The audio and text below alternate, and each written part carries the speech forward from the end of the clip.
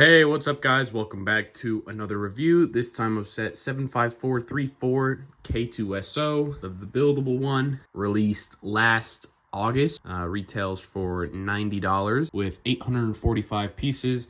Does come with a K-2SO figure. If you didn't get that with the U-Wing, I guess, this is a cool set to pick up as well. Has the gray stripe for Andor, which unfortunately hasn't been used more.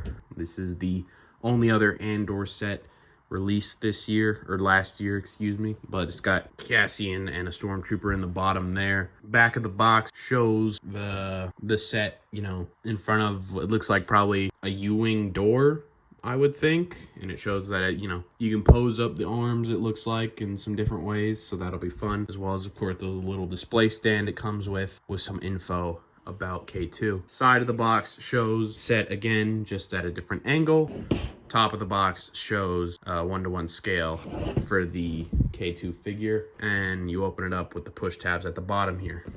All told, it looks like there's going to be 8 bags, and I think just from the top here, it seems like going to be very colorful interior, which of course they always try to do for an easier build process. And with a pink brick in there, I think that means the designers got some cake, I believe is their little tradition with including that. So that's a nice little thing. Back of the instruction, one has an interesting little comparison between what looks like, I don't know if they had any physical props for K2 or if that's just the CG model from Rogue One or Andor Season 2, and it just looks that good. But a comparison there with the set, obviously what it's based on, you know. And then the other side shows that August lineup of sets, which is mostly pretty ass, except for the Jango Slave 1 and the V19, I'd say.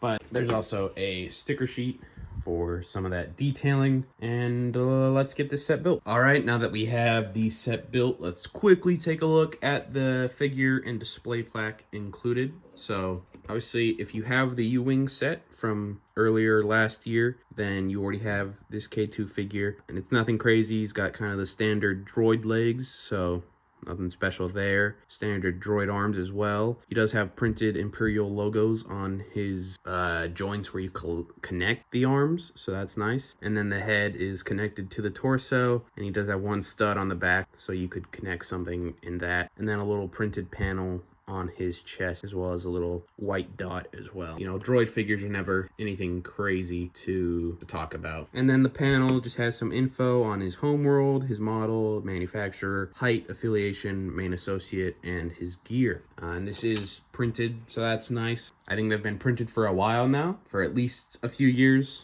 I just don't generally collect sets like this, but I'm a fan of Andor, fan of the character, so I thought I'd go ahead and get this one. Moving on to the main model, he is very tall. Lego has him at 16 inches in height.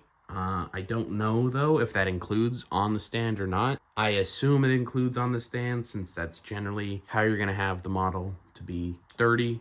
But starting at the head, looks very nice, and it does have that, it's got a pink 2x4 brick in there, so you know, I guess representing his droid brain. But it's on a little hinge piece, so it can be moved a little bit up and down.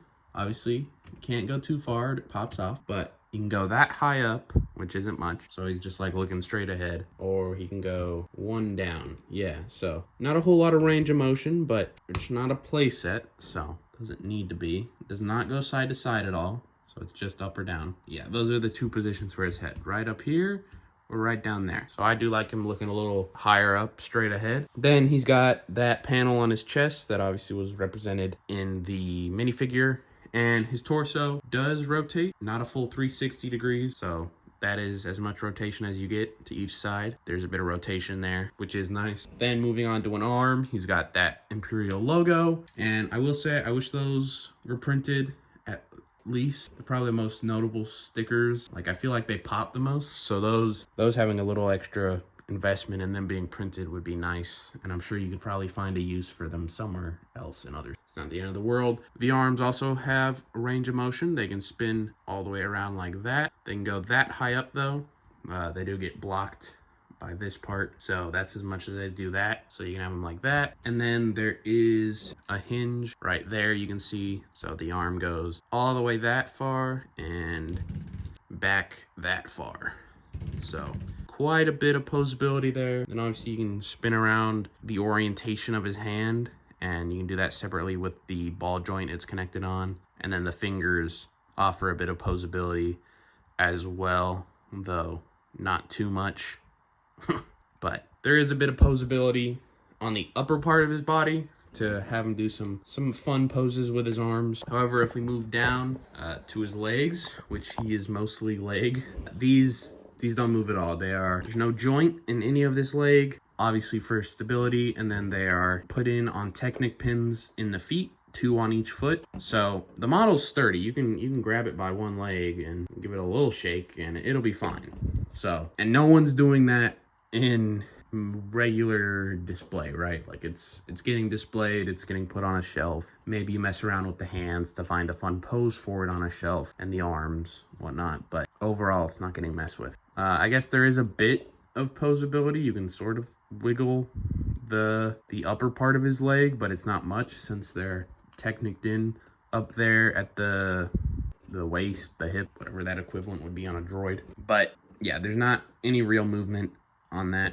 but you can, I guess, remove him from the Technic pins, and we set him down like that. I'd say he's still fairly sturdy. Obviously, I'd rather he be on the pins, but I'll do that just to show off the stand. It's nothing crazy, of course, just a weird octagonal shape.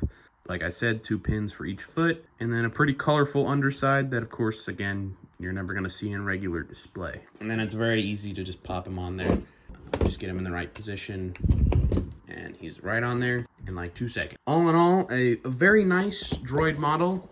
Actually getting him has made me consider getting that C-3PO one that's very similar at some point. They also have, of course, I think in the same vein of this, you know, the B1. I think there's still an R2 available, plus a Droidica, you know. This sort of line of buildable droids mainly, I guess buildable creatures, because there's an Ewok, is pretty interesting. Of course, I don't think I'm going to get most of them, but after having this, I think I would consider 3PO to go along with them as another iconic droid, and potentially an R2 would be the 3 I would consider picking up, or I guess 2 to pick up along with. But I think for $90, it's definitely worth it. It's a sizable model, kind of commands attention. Obviously, it's not the biggest thing I own in my collection, but I still think it can draw some eyes its way, even with other stuff competing for that.